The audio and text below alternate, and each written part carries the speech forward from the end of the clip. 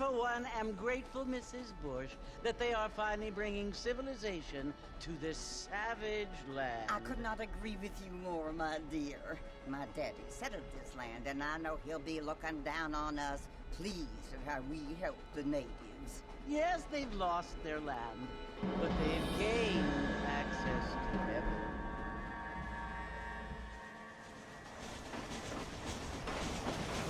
But Father, do you mean unless an innocent receives communion, they're destined to go to hell? That hardly seems fair. What I mean to say, Jenny, is that there is a great deal of difference between an innocent and a savage. I never thought of it that way. Yes, they lived like animals, but they're happier now.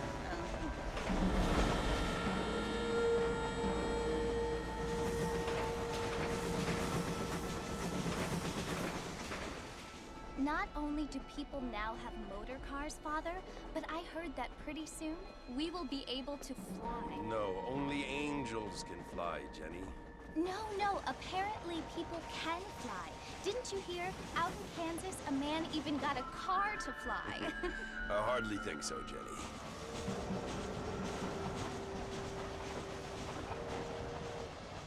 Apparently, Mr. Johns wants to run for governor, which is why he's so concerned with cleaning up the state. Nate Johns. Yes. His family is nothing but hillbilly trash that came here after the war. I don't want to be judgmental, but this state should not be ruled by such a disgusting family. A family without class. Apparently. The Johns family have made a lot of money, and he has a lot of friends in politics. Mrs. Bush, money isn't everything. There are many things that money cannot buy. It seems that money can buy votes, though.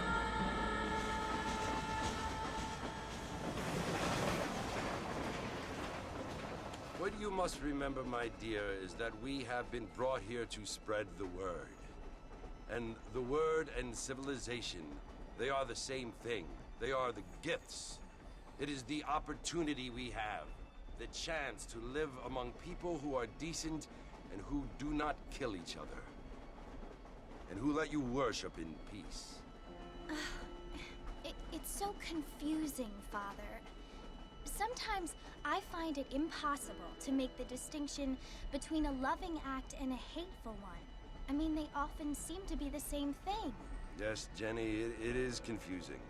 But you only have to ask me if you need help. Indeed. Well, here we are, Mrs. Bush. Armadillo.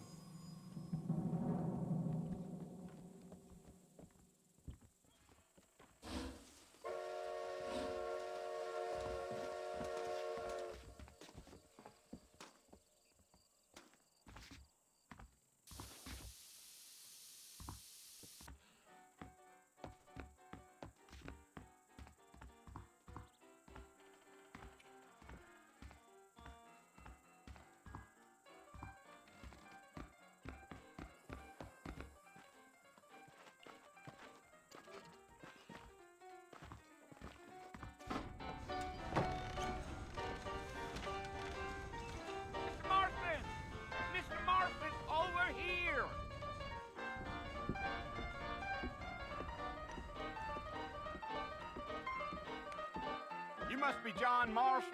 Sometimes. I'm Jake. Your friends from Blackwater hired me to guide you. They ain't my friends, but pleased to meet you, Jake. I got the horses saddled up and ready out front.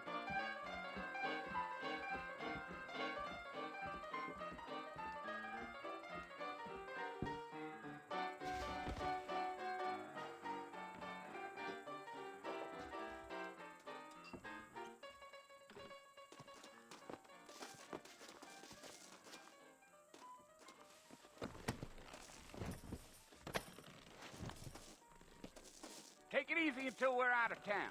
Ain't no point in causing a ruckus.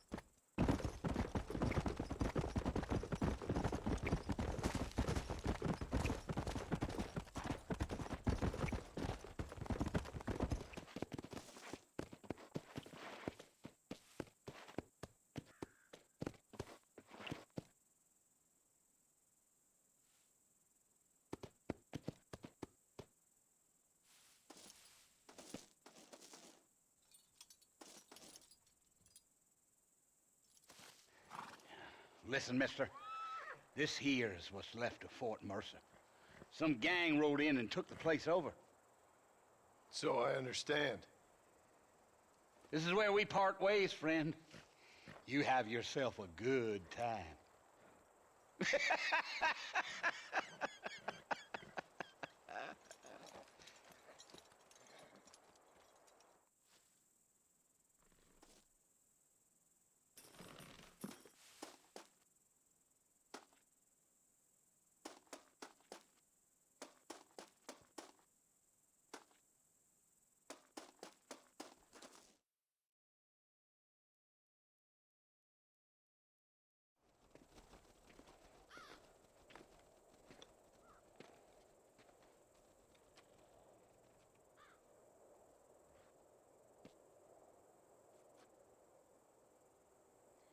Bill!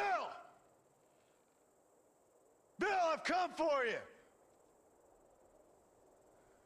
Bill Williamson! Come out here right now! Go away now, John. Don't make me kill you. Nobody needs to kill anyone, Bill. You must think I was born yesterday. You always did think I was an idiot. That ain't fair, Bill. You were as my brother. I've come to try to save you. Oh. Do I look like I need saving? Bill, please. They want to kill us all. I can help you. Well, you never tried to save me before.